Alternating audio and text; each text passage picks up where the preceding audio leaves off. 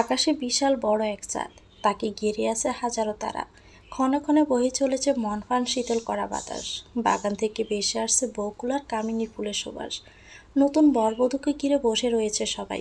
মেঘ, রূপ, নিঝুম, জোনাকি, মনির শাপলা, নিঝুমের স্বামী জাহিদ, আরও আছে রূপের বন্ধু অর্ণব রাজু, আলিফের বন্ধু আরিফ, বিথি, আলিফের শালী মৈথি। সবাই সবার মতো করে খুশি ভাগ করে নিচ্ছে। কখনো কোনো মজার ঘটনা বলে, কখনো বা সিক্রেট বলে। সব কিছুতে তারা মজা লুটে পুটে নিচ্ছে। কিন্তু এত মজার মাঝেও তারা নতুন আনন্দ পেতে নতুন একটি খেলা খেলবে। যখন কে কী খেলবে ভেবে বের করতে পারছিল না, তখনই জোনাকি একটি খেলার নাম বলল। সবারও পছন্দ হলো, তাই সেই খেলার সব কিছু আয়োজন করে সবার সাথে বসলো জোনাকি। খেলাটা একটু ভিন্ন। জীবনের ফেলে আসা শৈশবকে মুঠোবন্দি করতেই খেলতে হবে এই খেলা। ছোট্ট ছোট্ট কাগজের টুকরোর মাঝে যা লেখা থাকবে তাকে তাই করতে হবে। কখনো থাকবে ছোট্ট একটা সূত্র, সেই সূত্র ধরে বলতে হবে আসলে সেটা কী বা কে। কখনো তাকে গেয়ে শোনাতে হবে ফেলে আসা কিছু কবিতা। তো শুরু হলো খেলা। প্রথম কাগজের টুকরো তুললো আলী। সে কাগজ তুলতে সেটা কেড়ে নিল নিঝুম। দেখি দেখি কি আছে এতে। নিঝুম কাগজ খুলতেই সেখানে লেখা, একদমে সরিয়েও থেকে ও পর্যন্ত উল্টো করে গুনতে হবে। কিরে, কি আছে কাগজে? রূপ বলছে, বাইয়াকে সরিয়েও থেকে ও পর্যন্ত একদমই উল্টো গুনতে হবে। বাহ, এই না হলে শৈশব। শুরু করুন শালাবাবু, দেখি তো আপনার কেরামতি। যদি এটাই সফল হন, বুঝবো বাসরাতে বিড়ালটি আর ফসকে যাবেন আপনার হাত থেকে। কি বলো বাকিরা? জাহিদের সাথে বাকি সবাইও তাল দিল। বেচার আলিপ তো সরিয়ে সরাইয়া ভুলেই গেছে সেখানে উল্টো করে আর কি গুনবে। তবুও চেষ্টা করলো। ও, ও, এ, ওই, হয়নি। এ হবে, হবে না, হবে না। যা, ফসকে গেল তো শালাবাবু, জাহিদ বলছে। জাহিদের কথায় আবারও হাসির রোল পড়ল। এবার পালা হলো আলিফের স্ত্রী প্রিয়ার। তাকেও কাগজ তুলতে বলা হলো। সেও একই নিয়মে কাগজ তুলল এবং সেখানে লেখাটা পড়ল। কাগজে লেখা, জীবনের প্রথম শেখা কবিতাটি আবৃত্তি করো। প্রশ্নটা এক প্রকার সহজ আবার কঠিনও। তারপর প্রিয়া কিছুক্ষণ ভেবে আবৃত্তি করলো। আয় আয় চাঁদ মামা টিপ দিয়ে যা, চাঁদের কপালে চাঁদ টিপ দিয়ে যা, ধান ভাঙলে কুড়ো দিব, মাছ কাটলে। পরের অংশটুকু সে ভুলে গেছে, তাই সে লজ্জার মুখ নিচু করে রাখলো। আবারও হাসিতে পেটে কেঁপে উঠল চাঁদ। খুব মজাই পেল সবাই এমন খেলায়। একে একে এমনভাবে সবাই নিজেদের শৈশবে যেন ফিরে গেল। কেউ পারলো একটা, আর কেউ একটুও না। কেউ আবার পুরাটাই পারলো। বাকি রইল মনি, রূপ, মেঘ আর জোনাকি। এবার টান পড়ল মনির। সেও একটি কাগজের টুকরো তুলল। তার কাগজে লেখা, মানুষটি বৃত্তের মাঝে ছিল, আমি কয়েকজনকে দূর করালাম। যখন আমি বড় হলাম সেই খেলাটির নাম ভুলে গেলাম। মনে কয়েক সেকেন্ড চুপ থেকে উত্তর দিল, মানুষ গড়েছি। হুররে বলে সবাই একসাথে চিৎকার করে উঠল। মনি কম সময়ের মাঝে নিজের খেলাটি কমপ্লিট করলো। এবার টান এলো রূপের। একটি কাগজের টুকরো তুলে সে পড়ল। তার প্রশ্ন ছিল, রংটা ছিল সবুজ, ছিল না কোনো সংখ্যা। ইচ্ছে হলে পড়তাম, হাতে তাড়া ছিল না কাজের, কিন্তু ছিল খুবই পারফেক্ট। অনেকক্ষণ ভেবেও কোনো উত্তর খুঁজে পেল না রূপ। রূপের সাথে সাথে সবাই ভাবতে লইল, আসলে কী সে জিনিসটা। অনেকক্ষণ ভেবে কেউ কোনো উত্তর পেল না। সবাই উত্তর খুঁজে না পেয়ে জোনাকিকে বলল তাকে বলতে। তখন জোনাকি বলল, নারিকেল পাতার গড়ি। রংটা সবুজ, কোনো সংখ্যা ছিল না। সেই ঘড়ির সময় দেখে আমাদের কোনো তাড়াও ছিল না কাজে যেতে হবে এমন ভেবে। আর ওই বয়সে ওটা আমাদের পারফেক্ট গড়ি ছিল। কথায় বলে না, ছোটবেলার নারিকেল পাতার গড়িটা পারফেক্ট ছিল। না ছিল সময়ের চিন্তা, না ছিল ঘরে ফেরার তাড়া। জোনাকির উত্তর শুনে সবাই করতালের আওয়াজ তুলল। কি সুন্দরভাবে সে উত্তর দিল। আরও একবার মুগ্ধ হলো মেঘ। মেয়েটা তাকে মুগ্ধ করতে করতে একদিন পাগলই করে ছাড়বে। সবার আড়ালে মেঘ জোনাকিকে এক পলক দেখে নিল। তারপর টান এলো মেঘের। মেঘ হাতে কাগজের টুকরো তুলতে সেটা কেড়ে নিল মনি। কি করছো কি ভাবি? নো চিটিং, আমি দেখছি। তারপর মেঘের কাগজটা খুলল মনি। সেখানে লেখা পড়তে শুরু করলো মনি। জীবন যদি তোমায় বলে তুমি কোন সময়ের কাছে ফিরতে চাও, তাহলে তুমি কোন সময়ের কাছে ফিরতে চাইবে? কোনো ভাবান্তর না করে মেঘ উত্তর দিল, নিজের বৈবাহিক জীবনের শুরুতে, মানে 7 বছর পিছনে। মেঘের কথায় তার পরিবার বাদে সবাই একটু অবাক হলো। মেঘের পরিবার বুঝলেও বাকিরা ব্যাপারটা বুঝে উঠতে পারল না। তাই তো মৈথি জানতে চাইল, সবাই তো নিজের শৈশবে ফিরে যেতে চায়, আর আপনি কেন নিজের বৈবাহিক জীবনে ফিরে যেতে চান?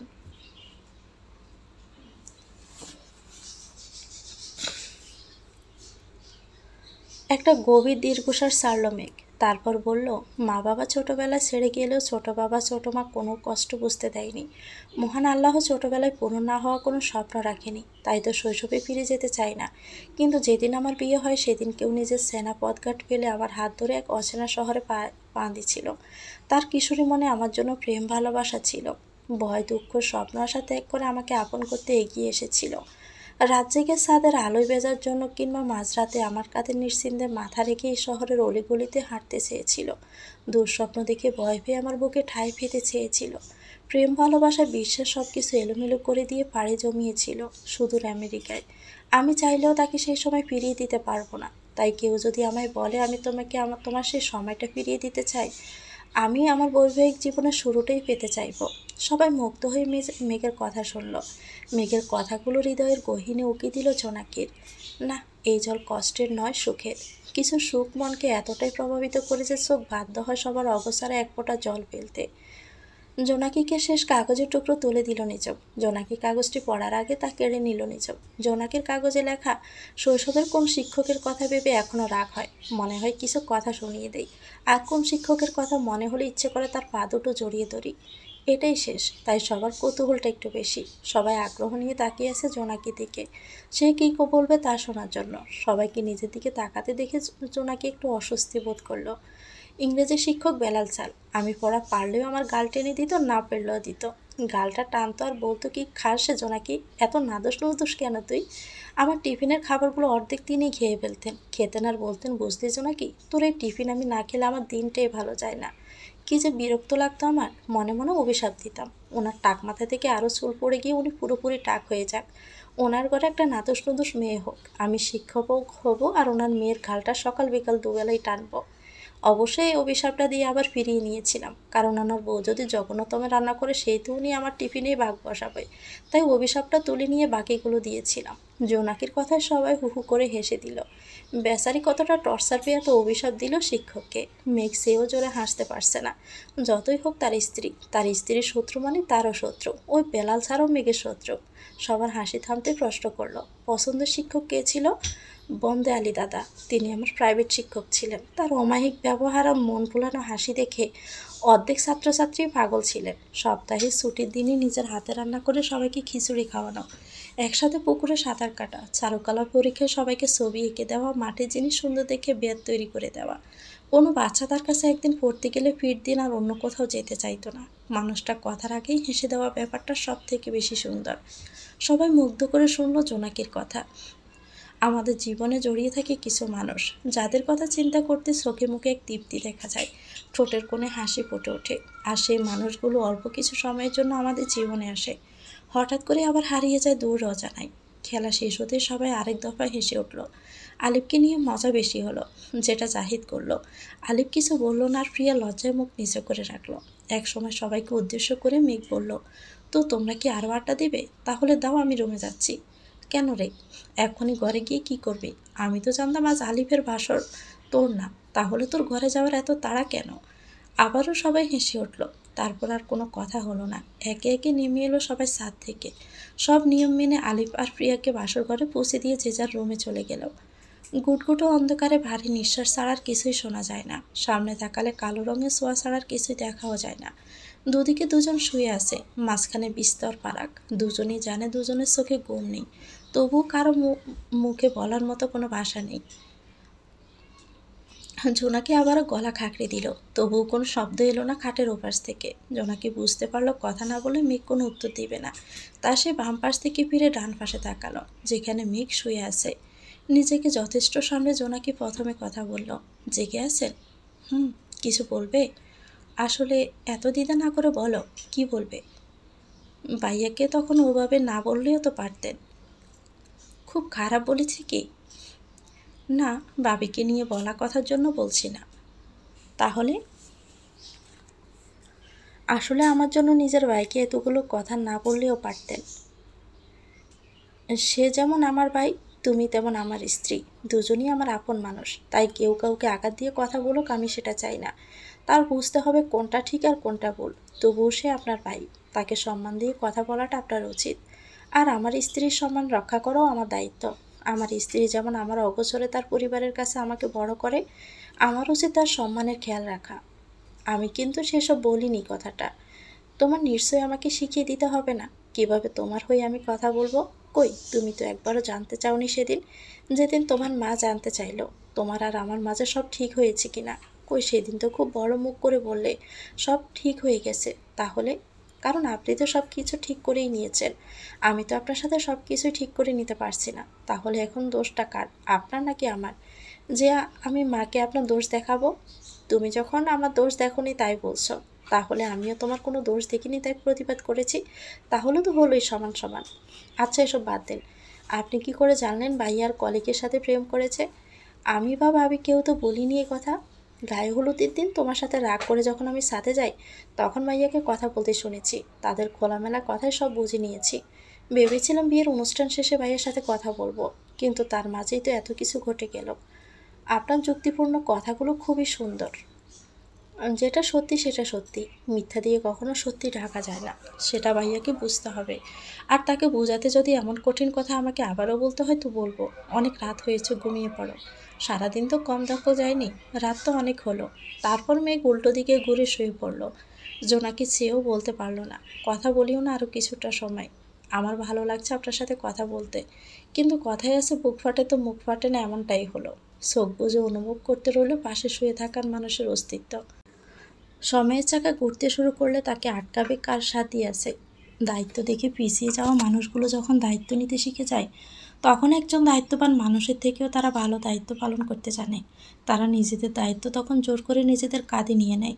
অবসর সময়ে পরিবারের প্রতিটা মানুষের কথা চিন্তা করে মগ্ন থাকে। কার কিসে ভালো হবে কিসে খারাপ, সেই একটাই চিন্তা তাদের মাথায় করে। যেমনটা মেঘ, সে শিখে গেছে দায়িত্ব নেওয়া। তাই তো পরিবারের সব থেকে দায়িত্ববান মানুষটা যখন ভুল করেছিল, তাকে কড়া কথা মিষ্টি কথা বুঝিয়ে ভালোবেসে সঠিক পথে এনে দাঁড় করিয়েছে মেঘ। কিছুদিন আগেও স্ত্রীকে নিয়ে যার হাজারটা অভিযোগ, আজ তাকে নিয়ে তার হাজার চিন্তা। প্রেগনেন্সির সময় কি খাবে, কি করবে, কি করাবে, সব যেন তার একার টেনশন। অবশ্য সবার ভালোই লাগে এসব দেখতে। সময় বিকেল 5টা বেজে 34 মিনিট। একে একে সবাই ফিরে এসেছে নিজেদের কর্মস্থল থেকে। কেউ ফ্রেশ হয়ে চা কফি খেতে ব্যস্ত, কেউ তো ফ্রেশ হতে, কেউ ফিরে হাত পা ছড়িয়ে সোফায় শুয়ে আছে। রান্নাঘর থেকে বেশি আসছে টুংটাং আওয়াজ। এই আওয়াজ করাটা একটা আর্ট, যা সবাই পারে না। ক্যালেন্ডারের পাতাটা জুনের শেষে জুলাইতে গিয়ে ঠেকেছে। ক্লান্ত মুখখানা বড্ড বেসামাল হয়ে আছে।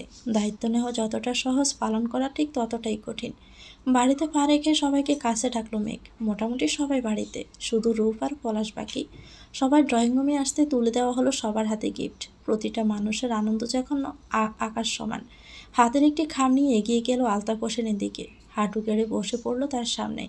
হাঁটুতে বর দিয়ে আলতাফ হোসেনকে জড়িয়ে ধরল মেঘ। হাতের খামটা এগিয়ে দিয়ে বলল, আমার জীবনের প্রথম বেতন এই খামে দেওয়া আছে। সামনের মাস থেকে অবশ্যই ফোনে আসবে। অ্যাকাউন্ট খোলা নিয়ে কিছু সমস্যার জন্য এই মাসে ফোনে টাকা আসবে না বলে জানিয়েছিল। আজ হাতেই বেতনটা দিয়ে দিয়েছে। কিছুটা আমি খরচ করেছি সবার জন্য, বাকিটা আমি তোমায় দিলাম। আমি চাই এই টাকাটা নিয়ে তুমি বাজারে যাও, নিজের পছন্দ মতো বাজার করো, মুখে তৃপ্তি নিয়ে বাড়ি ফিরো। আর কিছু চাই না ছোট বাবা। আলতাফ হোসেনের চোখটা ভিজে এলো। নিজের অজান্তে এক ফোঁটা জল গড়িয়ে পড়তে চশমাটা গোলাটে হয়ে এলো। খুশিতে চেয়েও কিছু বলতে পারলেন না। অতিরিক্ত খুশির জন্য মুখ থেকে কোনো কথাই বের হলো না। ছোটবেলা থেকে সব কিছুতে উদাস থাকা ছেলেটাও দায়িত্ব নেওয়া শিখে গেছে। এটা ভাবতে খুশিরা যেন ঘিরে ধরল। বহু কষ্টে মেঘের মাথায় হাত রাখলেন তিনি। চোখের পানি আড়াল করে বললেন, ছোট্ট ছেলেটা বড় হয়ে গেল বুঝি? আর কোনো কথা বলতে পারলেন না তিনি। অতিরিক্ত কষ্টে যেমন মানুষের কথা হারিয়ে যায়, তেমনি অতিরিক্ত খুশিতেও হারিয়ে যায় কথা। তেমনটাই হলো আলতাফ হোসেনের।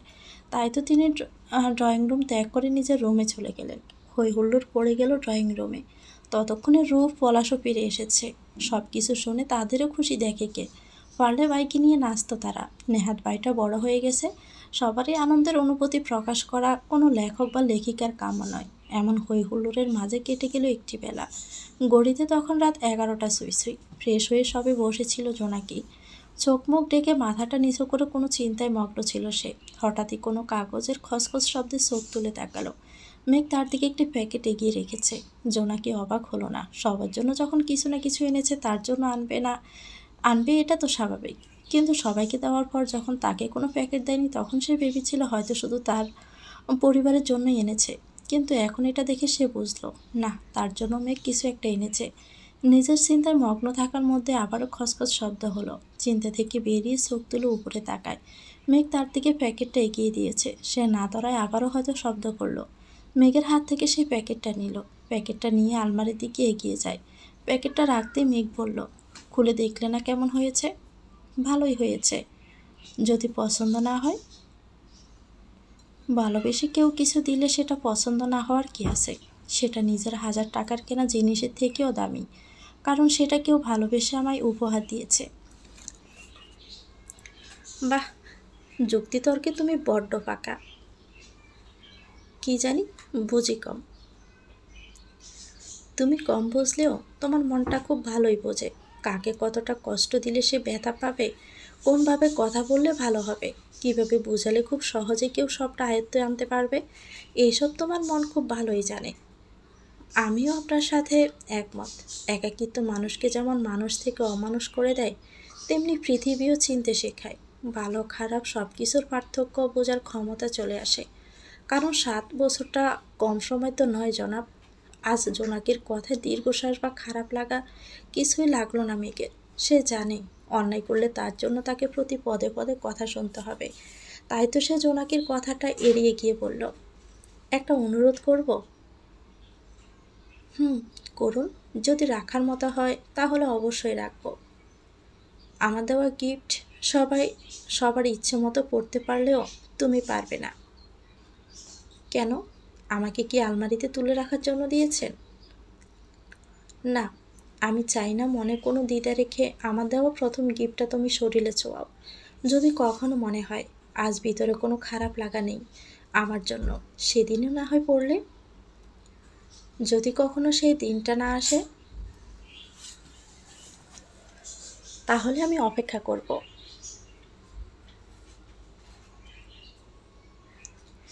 অপেক্ষা বড্ড খারাপ জনাব। ভালো না ভালো থাকতে দেয়, না ভালো রাখতে দেয়। কেউ যদি শূন্য থেকে আমার জন্য অপেক্ষা করতে পারে, আমার ফিরে আসার জন্য, তাহলে আমি কেন পারবো না? আমার কাছে তো তাও 1% আছে, তার কাছে তো তাও ছিল না। কারণ তার সব থেকে প্রিয় সংখ্যা ছিল শূন্য। তাই সেই সংখ্যা তার সাথে বেইমানি করেনি। আমার সংখ্যাও আমার সাথে বেইমানি করবে না, সেটা আমার বিশ্বাস। বিশ্বাস রাখা ভালো, কিন্তু অন্ধবিশ্বাস না। কখনো কখনো সেরা পথঘাটও অচেনা বানাতে হয় আপন মানুষের হাতটা ধরার জন্য। কারণ আমি রাস্তা চিনলে সে তো আমাকে হাত ধরে রাস্তা চিনাবে না। আজকাল কি প্রেম নিয়ে গবেষণা করছেন নাকি? বউ যদি ভালোবাসার শিক্ষক হয়, স্বামীকে তো প্রেম নিয়ে একটু গবেষণা করতেই হয়। কি বলো তুমি? জানি না, লাইট অফ করছি, শুয়ে পড়ুন। আজ ঘুমাতে ইচ্ছে করছে না। তাহলে আজ আমার সাথে রাতের শহর হাঁটবে নাকি? রাত অনেক হয়েছে, পাগলামি ছাড়ুন তো। কাল অফিস আছে তো, শুয়ে পড়ুন। মাঝে মাঝে পাগলামি না করলে জীবনের আসল মানেই বের করা যায় না। চলো না, এই অন্ধকার শহরে কার কতটা দুঃখ সেটা মেপে আসি। দুঃখ কী করে মাপে? দীর্ঘশ্বাস শুনে। পাগল হয়ে গেছেন? সে তো অনেক আগেই হয়েছিলাম, কিন্তু বুঝতে পারিনি। কিন্তু সেদিন কারো ভেজা চুল, উন্মুক্ত বুক আর পেট দেখে পুরোপুরি হয়ে গেছি। তাহলে পাবনা চলে যান। আমার এই পাগলামি কোনো পাগলাগারদে সারবে না। জোনাকি নামের সামনে দাঁড়িয়ে থাকা ওই রমণীর মন গহীনে ঠাঁই পেলেই হবে। লজ্জা শরমের বালাই নেই, অসভ্য কোথাকার। কিছু না করতেই এভাবে অসভ্য তকমা লাগাবে না গায়ে, বুকে লাগবে। কিছু করার পর না হয় চরিত্রহীনার দায়ে জেলে দিও, আমি কিছুই মনে করব না। সত্যি বলছি, কিচ্ছু মনে করব না।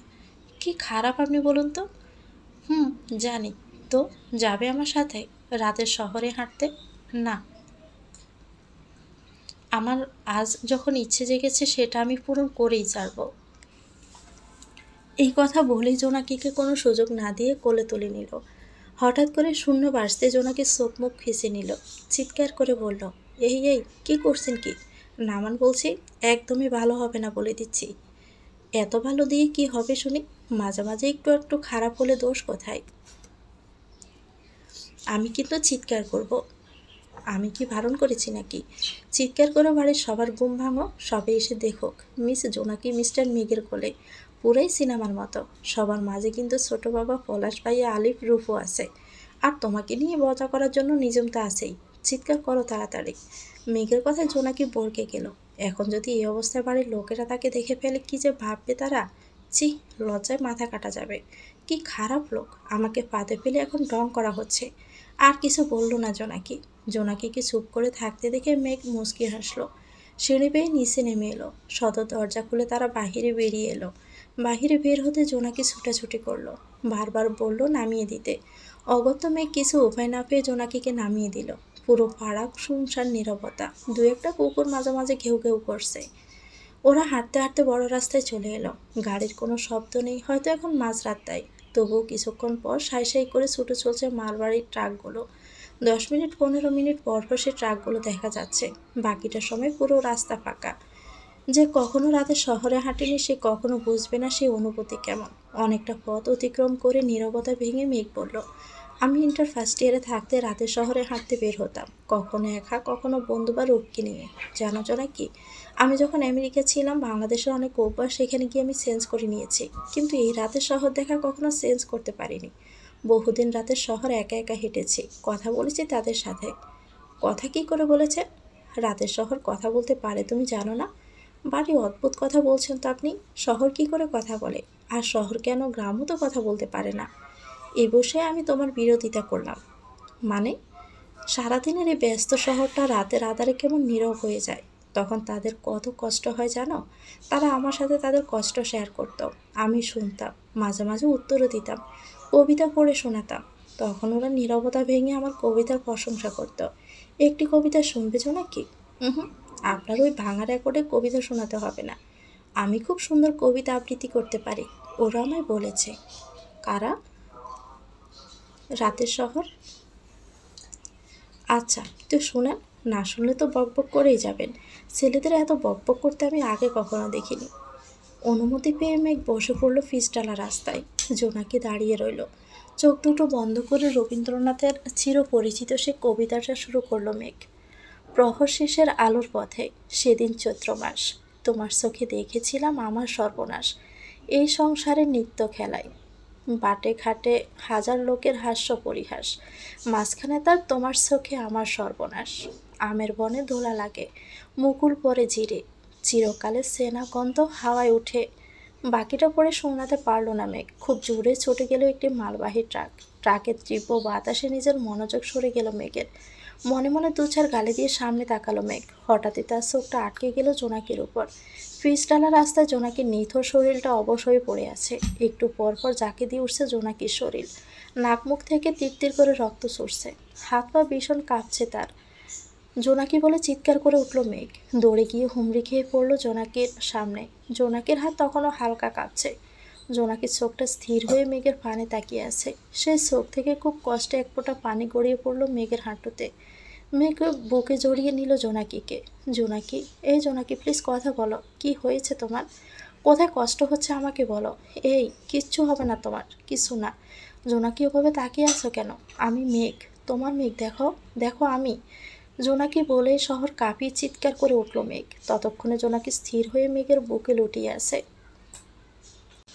হাসপাতালের ছোট্ট ঘরগুলো বড় আপন হয়। যখন প্রিয় মানুষগুলো বেডে শুয়ে কাতরাতে থাকে, ফিনাইলের গন্ধটাও নাকে সয়ে যায়, তখন আপন মানুষটার কষ্ট ভরা মুখটা সামনে আসে।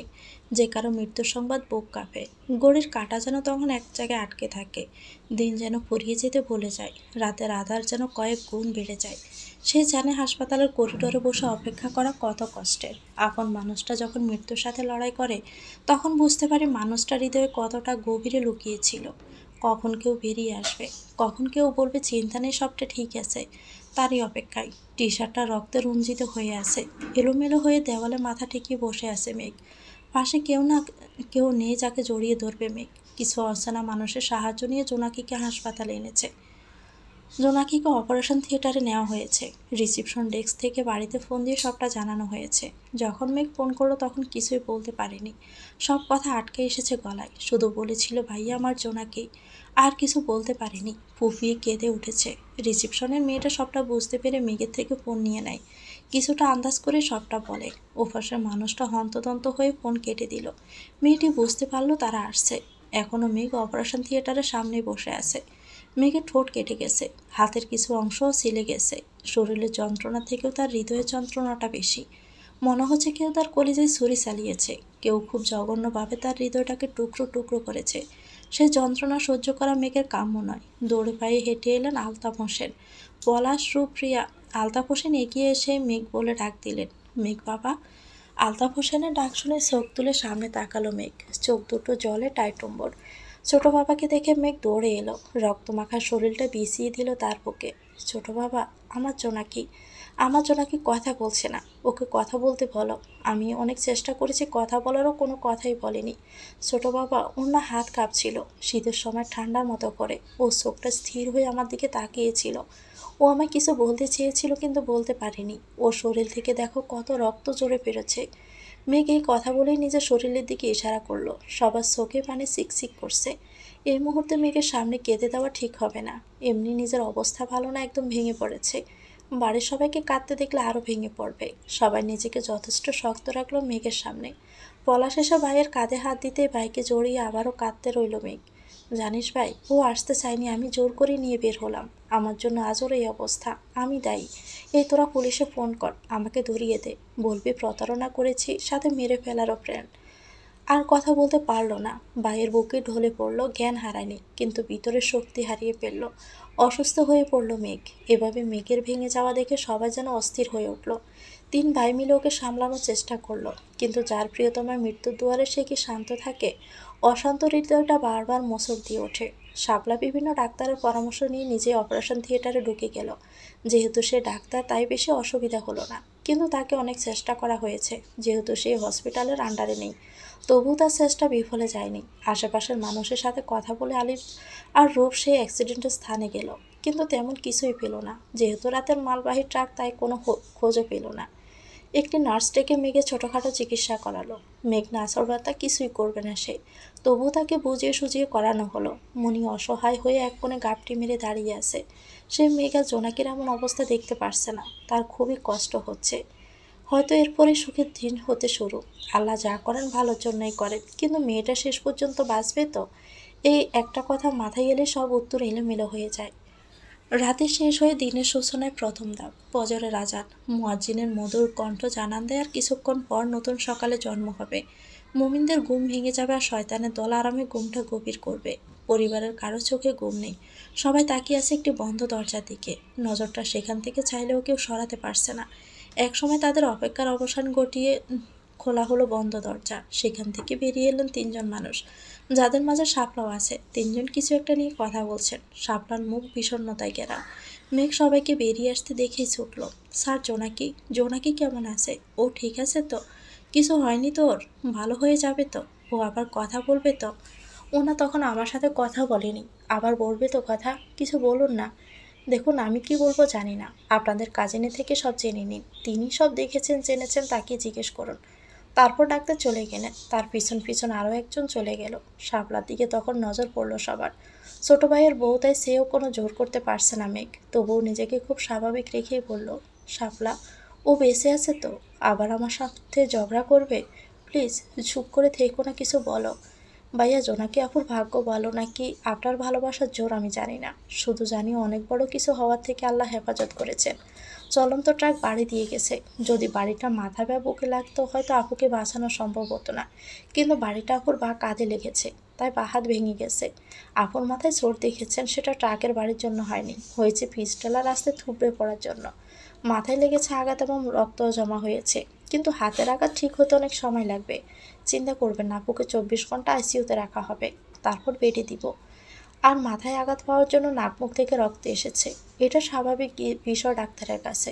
আমি ডাক্তার না হলে হয়তো আপনাদের মতো আমারও ভয় হতো, কিন্তু আমি এসব বিষয়ে জানি, তাই ভরসা দিয়ে বলছি কোনো সমস্যা নেই। আল্লাহর অশেষ রহমতে বড় কোনো বিপদ হয়নি। সব থেকে বড় বিষয়, আপু ভালো আছে। শাপলার কথায় সবাই স্বস্তি পেল। সবাই এবার স্থির হয়ে বসে। জোনাকি ভালো আছে শুনে এক ফোঁটা চোখের জল গড়িয়ে পড়ল। একটু ভালোবাসতে গিয়ে কত বড় একটা ক্ষতি করে দিল মেঘ। তার ভালোবাসা জোনাকির জন্য ক্ষতিকর, এই কথাটা ভাবতে বুকটা ভারী হয়ে এলো। তখনই কাঁধে হাত দিল মনি। চোখ খুলে মনিকে দেখে চোখের জলটা মুছে মনিকে বলল, জোনাকি সুস্থ হয়ে গেলে আমি আবার ফিরে যাব ভাবি। মানে কি বলছো কি এসব? যা বলছি সত্যি বলছি। আমার ভালোবাসা জোনাকির জন্য ক্ষতিকর? কি পাগলের মতো কথা বলছ? স্বামীর ভালোবাসা কোনো স্ত্রীর জন্য ক্ষতিকর হয় নাকি? কিন্তু জোনাকির জন্য হয়েছে। সেটা একটা অ্যাক্সিডেন্ট। সেখানে তুমি নিজেকে কেন দায়ী করছো? মাথা ঠান্ডা করো। আমি ঠিক আছি ভাবি, শুধু জোনাকির সুস্থ হওয়ার দিন গোনা। তাহলে কি শুরু হওয়ার আগে সব কিছু শেষ হয়ে যাবে? 10 মিনিট হলো জোনাকিকে বেডে শিফট করা হয়েছে। জোনাকির জ্ঞানও ফিরে এসেছে।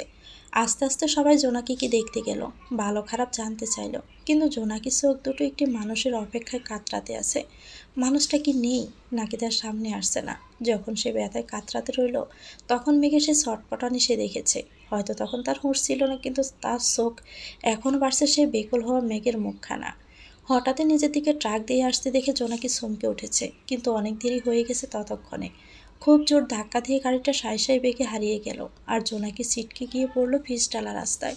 ওর নিথর দেহটা তখন তরতর করে কাঁপছিল। তখন কয়েক মুহূর্তে সে মনে করেই নিল সে আর বাঁচবে না। অথচ মহান আল্লাহ তাকে যেমন বিপদ দিয়েছেন, তেমনি বিপদ থেকে রক্ষাও করেছেন। আলহামদুলিল্লাহ। চাপা দীর্ঘশ্বাস ছেড়ে জোনাকি মনিকে বলল, ভাবি, তোমার দেওর আসেনি? জোনাকির কথায় মনির চোখ তুলে তাকালো। জোনাকির ডান হাতটা আঁকড়ে ধরে বলল, অ্যাক্সিডেন্টের পর থেকে ওকে এখনো কেউ বাড়িতেই নিতে পারেনি, এমনকি সেই রক্তমাখা টি শার্টটাও খোলেনি। রূপ বলল, বাড়িতে যাবি না? মানলাম, কিন্তু টি শার্ট কেন চেঞ্জ করবি না? উত্তরে সে কিছুই বলল না। তোমার অপারেশন থিয়েটারের সামনে বসে ছোট বাবাকে জড়িয়ে ধরে সে কি কান্না! তোমায় কি বলবো, ওকে দেখলেই বুঝবে তোমার অ্যাক্সিডেন্ট হয়েছে সত্যি।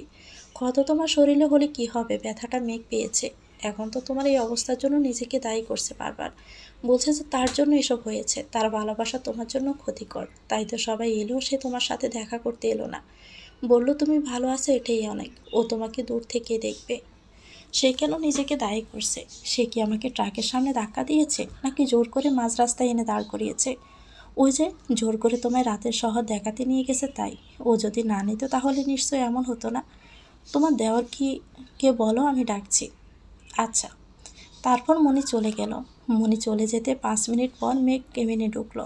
চুলগুলো এলোমেলো, মুখে বিষণ্ণতা, চোখ দুটো ফুলে টাইটম্বর, চোখের নিচে কালো দাগ, হাতে ওয়ান টাইম ব্যান্ডেজ। লোকটাকে দেখে বোঝাই যাচ্ছে কতটা কষ্টে আছে। দূরে দাঁড়িয়ে থাকতে দেখে মনি বলল, ওভাবে দাঁড়িয়ে থাকবেন না আপনি। এখন কি আমাকে উঠে আসতে হবে আপনার কাছে? জোনাকির কথায় মেঘ ঘাবড়ে গিয়ে ছুটে এলো কাছে। পাশের একটি টুল টেনে পাশে বসলো। মেঘ বসতে জোনাকি বলল, কি অবস্থা আপনার? চেহারার একই হাল করেছেন। মনে তো হচ্ছে আমি না আপনি অসুস্থ। আর এই রক্তমাখার টি শার্ট চেঞ্জ করেননি কেন? পাগল হয়ে গেছেন নাকি? জোনাকির কথায় মেঘ কিছুই বলল না, শুধু একটু শুকনো হাসলো। সেটা দেখে জোনাকি ডান হাতটা মেঘের মুখে আলতো করে শুয়ে দিল। এভাবে নিজেকে দায়ী করবেন না, আমার কষ্ট হবে। এটা ভাগ্যে ছিল তাই হয়েছে। এখানে না আপনার কোনো দোষ আছে না আমার। তাই নিজেকে একদমই অপরাধী ভাববেন না। আর আমি যেতে না চাইলে আমাকে কেউ জোর করে নিতে পারতো না। তাই এটা ভেবে তো মোটেও কষ্ট পাবেন না। আমিও আপনার সাথে যেতে চেয়েছি। মুখে না বললেও মন থেকে কিন্তু আমার হ্যাঁ উত্তর ছিল। জীবনের কিছু ভুল আমাদের অনেক কিছু শেখায় এবং দেখায়। আমার যদি অ্যাক্সিডেন্ট না হতো, আমি কি কখনো দেখতাম আপনি আমার জন্য কতটা অস্থির হন, কতটা পাগলামি করতে পারেন? কিছু ভেঙে যাওয়া খারাপের জন্য নয়, ভালোর জন্যও হয়। আপনার এই চুপসে যাওয়া মুখখানা দেখে তো মনে হচ্ছে আমি মরে গেলে ভালো হতো। জোনাকির কথায় চমকে উঠল মেঘ। জোনাকির ঠোঁটে আঙ্গুল চেপে ধরল। প্লিজ জোনাকি, এভাবে বলো না। আমি মরে যাব। তোমার কিছু হয়ে গেলে কখনোই নিজেকে আমি ক্ষমা করতে পারবো না। প্লিজ আর কখনো বলো না। ঠিক আছে, বলবো না। তবে বলুন, এখন থেকে আর এই বিষয় নিয়ে গিল্টি ফিল করবেন না। আচ্ছা, আরও একটি কথা। কি? রাতের শহর কথা বলে কিনা আমি জানি না, আর সে আপনার প্রশংসা করতো কিনা আমি তাও জানি না, কিন্তু সত্যি আপনি খুব সুন্দর কবিতা আবৃত্তি করতে পারেন। আমি মন থেকে বলছি। বিনিময়ে মেঘ হাসল। ভাদ্রের শুরু, এই রোদ, এই বৃষ্টি। জ্যৈষ্ঠ হলো শেষ আষাঢ়ের দিন শুরু।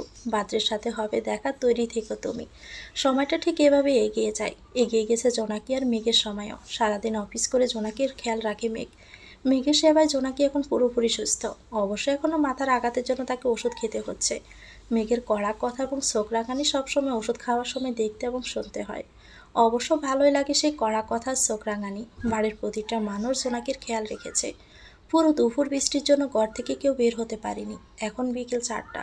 দুটো চায়ের কাপ নিয়ে ছাদে দাঁড়িয়ে আছে জোনাকি। পরনে তার কালো রঙের একটি জামদানি শাড়ি, যেটা মেঘ তাকে উপহার দিয়েছে। মেঘ বলেছিল মনে কোনো দ্বিধা রেখে শাড়ি না পরতে। দীর্ঘ 4 মাসে জোনাকি ভালোই বুঝতে পেরেছে মানুষটা তাকে কত ভালোবাসে। তার অপেক্ষায় আজ সার্থক। ভুল মানুষটার জন্য সে নিজের মূল্যবান সময় নষ্ট করেনি। আল্লাহ তাকে নিরাশ নয়, মুগ্ধতা দিয়েছে। ছোট্ট একটা অ্যাক্সিডেন্ট পুরো বদলে দিল তাদের জীবনকে। কিছু খারাপ জীবনের নতুন অধ্যায়ের শুরু। সব কিছু ঠিক করতে আজ জোনাকি ছোট্ট আয়োজন করেছে। সে ছোট্ট আয়োজনে দুজনের জন্য 2 কাপ চা এবং একটু নিজেকে সাজিয়ে তোলা। এতটুকু আয়োজনে মেঘ আকাশ পাওয়ার মতো খুশি হবে। জোনাকির ভাবনার মাঝে মেঘ উপস্থিত হলো ছাদে। জোনাকিকে দেখে হঠাৎই মেঘ থমকে দাঁড়ালো, কারণ মেঘে দেওয়া সে শাড়িটা জোনাকি পরেছে। তাহলে কি? ছাদের রেলিংয়ে ঝুঁকে আকাশের দিকে তাকিয়ে আছে জোনাকি। হয়তো কোনো ভাবনায় সে ডুবে আছে। দৃঢ়পায়ে এগিয়ে পাশে দাঁড়ালো মেঘ। জোনাকির মুখোপানে তাকিয়ে হঠাৎই মেঘের ঠোঁটে হাসি ফুটল। তাহলে কি অবশেষে ঠিক হতে চলছে? স্বাভাবিক রেখে মেঘ গলা খাঁকড়ে দিল। তখন নিজের কল্পনা রাজ্য থেকে বেরিয়ে এলো জোনাকি। রেলিংয়ের উপর রাখা চায়ের কাপটা সামনে এগিয়ে দিল। কাপটা হাতে নিয়ে তাতে চুমুক দেয়। চায়ের কাপে চুমুক দিতে মেঘ বুঝলো এটা জোনাকি নিজের হাতে বানিয়েছে। কিছুটা আন্দাজ করে নিল মেঘ, কিন্তু সে আগবাড়ি কিছু জানতে চাইল না। নিজের সকল দ্বিধা দূরে রেখে আবার না হয় জোনাকির কাছে আসুক। সে তো বুকটা বাড়িয়েই আছে, শুধু জোনাকি ঝাঁপিয়ে পড়ার পালা। চায়ের শেষ চুমুক দিয়ে পাশে রাখলো চায়ের কাপ। ছাদের রেলিংয়ের উপর হাত দিয়ে দূর আকাশের দিকে তাকিয়ে রইল দুজন। স্থির চোখটা দূর আকাশে কি দেখছে তা কেউ জানে না। আকাশেরও ভেসে যাওয়া মেঘের মাঝে কিছু একটা আছে, যাতে চোখ পড়লে আর চোখ সরাতে ইচ্ছে করে না। উঠতে থাকা শাড়ির আঁচলটা ভাঁজ করে তুললো হাতের মাঝে। তারপর মেঘের উদ্দেশ্যে বলল, কিছু সময় খুব তাড়াতাড়ি দ্রুত এগিয়ে যায়, তাই না জনাব? বিশেষ করে সুখের সময়গুলো। এটাও ভুল বললেন। সময় ঠিক তার নিজের মতো করেই ফুরিয়ে যায়। শুধু আমাদের চিন্তাধারা পরিবর্তন হয়। কখনো কি দেখেছেন কষ্টের সময় 24 ঘন্টা 26 ঘন্টায় গিয়ে ঠেকেছে, নাকি সুখের ঘন্টা 24-এর জায়গায় 22-এ শেষ হয়ে গেছে? আসলে কি জানেন, কষ্টগুলো সহ্য করার ক্ষমতা আমাদের মাঝে নেই। আবার নেই বললেও ভুল হবে, কারণ যদি সইতে না পারি তাহলে এগিয়ে যাই কি করে? কিন্তু খেয়াল করে কি দেখবেন, হাত একটু কাটুক আর বেশি ব্যথা, কিন্তু আমাদের একই লাগে, শুধু সেরে উঠতে একটু বেশি সময়। ওই যে কিছু কষ্টের সাফা দীর্ঘশ্বাস আমাদের মাঝে বেরিয়ে আসে। তোমাদের যুক্তিতর্কের কাছে আমি আজও হেরে গেলাম। হারছেন কেন? আমি কি বলেছি? তুমি বলনি, কিন্তু আমার ভালো লাগে। কিছু হেরে যাওয়ার মাঝে আনন্দ আছে। আচ্ছা, হ্যাঁ, ঠিক আছে, মেনে নিলাম। আজকাল দেখছি তুমি আমার সব কথাই মেনে নাও। ঘটনা কি, খুলে বলো তো। ঘটনা আবার কি? আচ্ছা লোক তো আপনি, শুনলেও দোষ, না শুনলেও দোষ। আর আমি কি সেটা বলেছি? বাকি রাখলেন কোথায়? আর বলবো না, ঠিক আছে। একটু এদিকে আসুন তো। কোন দিকে? এই যে মেহেদি গাছের দিকে। সেখানে গিয়ে কি করবে? আরে আসুন না। এই কথা বলে জোনাকি মেঘের হাত ধরে টেনে নিয়ে গেল। বেচারা মেঘ কিছুই বুঝতে পারলো না। জোনাকি মেহেদি গাছের তলায় মেঘকে দাঁড়ি করিয়ে মেহেদি গাছের ডাল ধরে ঝাঁকিয়ে দিল। যেহেতু দুপুরে বৃষ্টি হয়েছে, তাই গাছে জমেছিল বৃষ্টির পানি। চোখের পলকে ভিজে গেল মেঘ। হঠাৎই নিজের গায়ে এভাবে বৃষ্টির ফোঁটার মতো পানি পড়তে ভ্যাবাচ্যাকা খেলো মেঘ। জোনাকি পুরো ছাদ কাঁপিয়ে হাসতে লাগলো।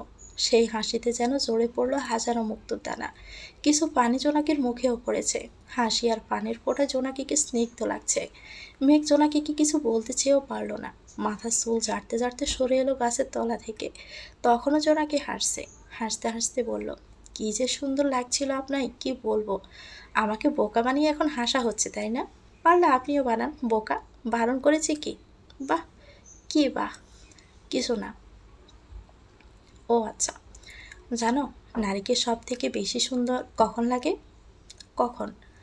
যখন সে আয়নার সামনে বসে ঢং করে। কি? জি। মজা হচ্ছে আমাকে নিয়ে? দেখাচ্ছি মজা।